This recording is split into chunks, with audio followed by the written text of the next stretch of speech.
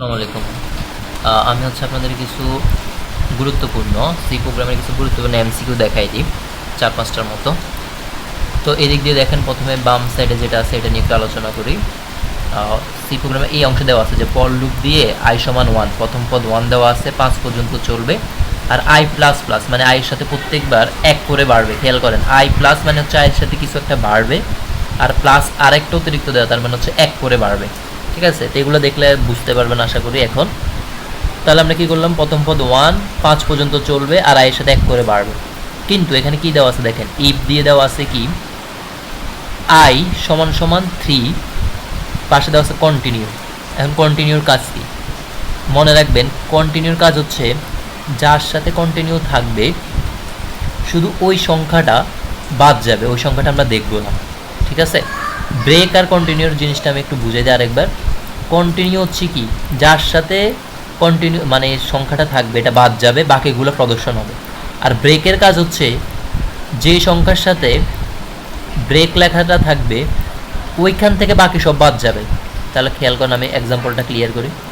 আমাদের এখানে i প্রথম পদ 1, i এর সাথে 1 করে বাড়বে কত পর্যন্ত, 5 পর্যন্ত। তার মানে যোগ 1 হইলে 2 হয়, 3, 4, 4, 5। আচ্ছা, 5 হয়েছে। এবার কার সাথে কন্টিনিউ লেখা আছে, 3 এর সাথে, এই 3টা বাদ। তাহলে বলছে কি এসএসসি এক্সাম কতবার দেখা যাবে, এই লেখাটা কতবার দেখবেন, 1 বার, 2 বার, 3 বার, 4 বার। তাহলে অ্যান্সার হবে 4 বার প্রদর্শিত হবে। ঠিক আছে, যেহেতু কন্টিনিউ 3 এর সাথে কন্টিনিউ আছে, তাহলে 3টা বাদ গেছে, বাকি 4টা থাকবে। পরের এই এমসিকিউটা দেখেন, এখানে একটা ইন্টিজার নাম্বার নিছে x। ইন্টিজার নাম্বার x নেওয়ার পর আমাদের এখানে কি করলো, ইন্টিজার নাম্বার x নেওয়া শেষ। এরপরে বলতেছে আমাদের আইসিটি লেখাটা কতবার দেখা যাবে, আর ব্রেকের পরিবর্তে যদি আমরা কন্টিনিউ লেখা ব্যবহার করি তখন কতবার দেখা যাবে। ওকে, দেখেন শুরু করি আমরা আস্তে আস্তে। আমাদের প্রথম পদ কত, 5, এক্সের মান প্রথম পদ কত, 5।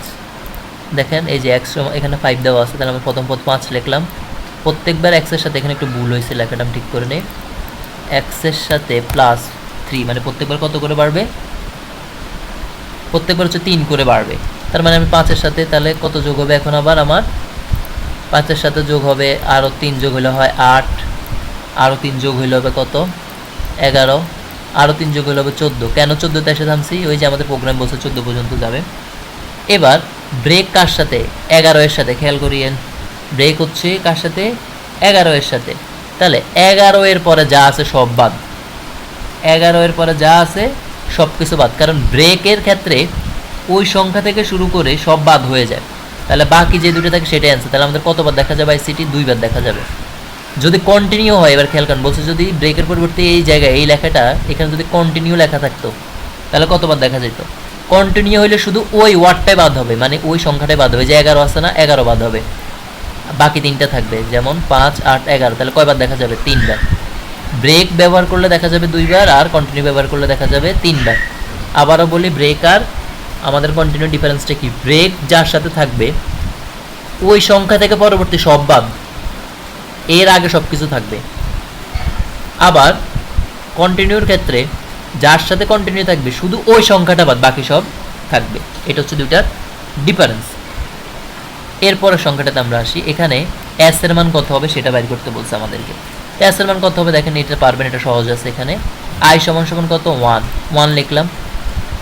তারপর হচ্ছে আই কত পর্যন্ত চলবে, 6 পর্যন্ত চলবে, প্রত্যেকবার 1 করে বাড়বে। যাই প্লাস মানে 1 করে বাড়বে। তাহলে 1 + 2 + 3 + 4 + 5 + 6, 6 পর্যন্ত কেন গেছি, এই যে আমাদের 6 পর্যন্ত যাইতে বলছে।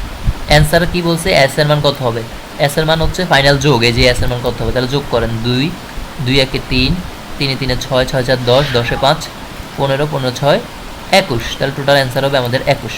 এটা হচ্ছে আমাদের 4 নাম্বারটার করার নিয়ম। এর পরেরটাতে আমরা যাই।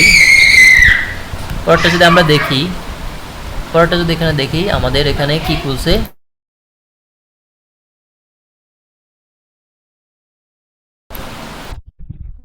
তো যেটা নিয়ে কথা বলতেছিলাম, আমাদের পরবর্তী এমসিকিউটা যদি দেখেন, এখানে কি বলছে যে আমাদের বি এর মান কত হবে। হ্যাঁ, বি এর মান কত সেটা বের করতে হবে। এই যে দেখেন, এই বি এর মান কত হবে, খেয়াল করেন। আমাদের বলছে এ সমান কত, 3। এ সমান 3 বলছে আর বি এর মানটা বের করতে বলছে, বি এর মান দেওয়া নাই।